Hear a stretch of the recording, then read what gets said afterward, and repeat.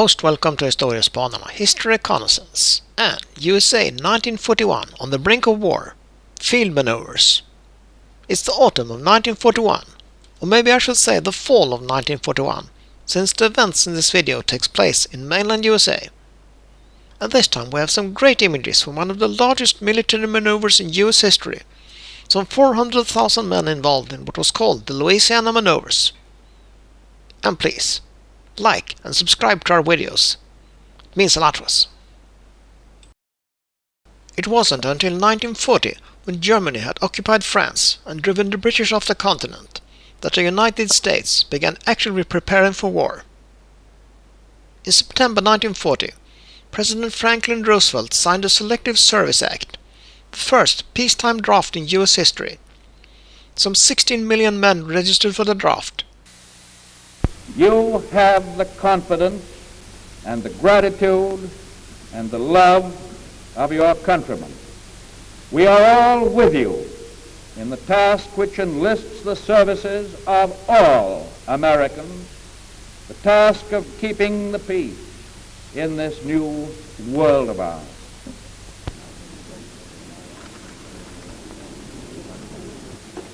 The first number drawn by the Secretary of War is serial number 158. And by the end of 1940 there were 630,000 men in the army, 13 divisions. And 6 months later, June 1941, there were 1,400,000 men, equivalent to 36 divisions. The military budget for 1940, about $9 billion, exceeded all the military budgets combined dating back to 1920. By the time the US Army gathered for its first great field maneuvers in the fall of 1941, in Arkansas in August, Louisiana in September, and the Carolinas in November, it was high time for a test. The World War had been raging for 2 full years. Japan had already overrun much of China, and the German Wehrmacht, having conquered much of Western Europe, and was advancing east in the Soviet Union.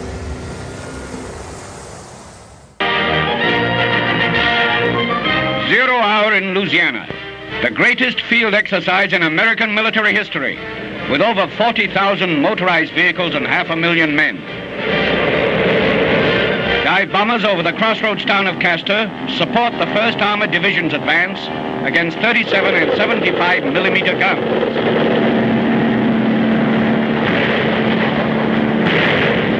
A demonstration of tank destroyer battalions in action against the spearhead of invading Second Army forces.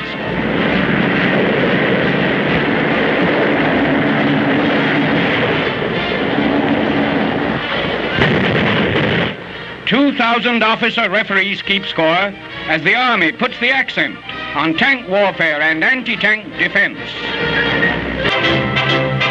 Chief of Staff General Marshall arrives in the South to oversee the great war games. An armored division in action, the advance of the tanks.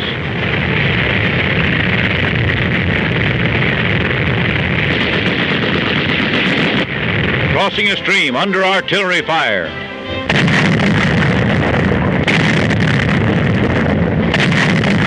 Bombers attack the battery of guns.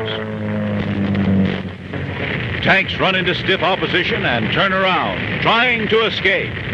They are in trouble, and in a swift maneuver of armored warfare, they are being trapped by the swarming of enemy tanks. They are intercepted, hemmed in. There is no escape, and they are forced to surrender. A smoke screen provides cover for an infantry attack. This is combined with a swift mechanized attack, but the tanks run into cannon fire.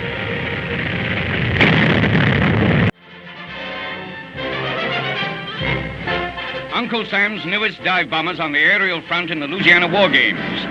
Pilots and planes on trial in the most realistic defense tests this country has ever seen.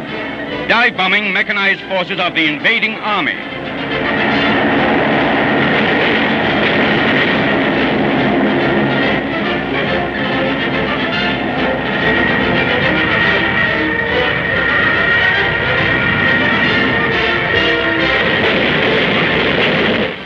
stone bridge across the Sabine River. The invading Red Army moves to attack the Blues. Jeep scout cars are floated over, and the armored spearhead thrusts forward under cover of the woods.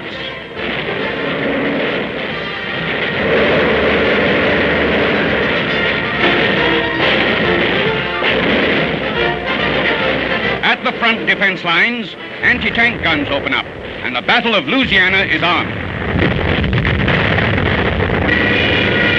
Trains cover the defending infantry as they go to meet the enemy. All branches of the service are put to the test as the Army applies blitz defense against blitz attack.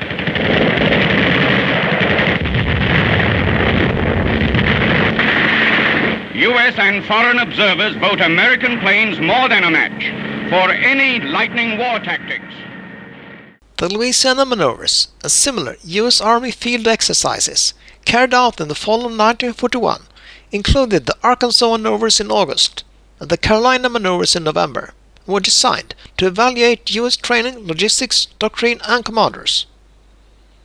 Many Army officers present at the maneuvers later rose to very senior roles in World War II, including Omar Bradley, Mark Clark, Dwight E. Eisenhower, Joseph Stilwell and George Patton. Patton showed his flair for maneuver by launching his division on a top-speed 3-day, nearly 400-mile end run into Texas, slashing into the rear of the Red Army position. The Red Command seemed paralyzed by the threat and protested that Patton had taken his division outside the legal maneuver area.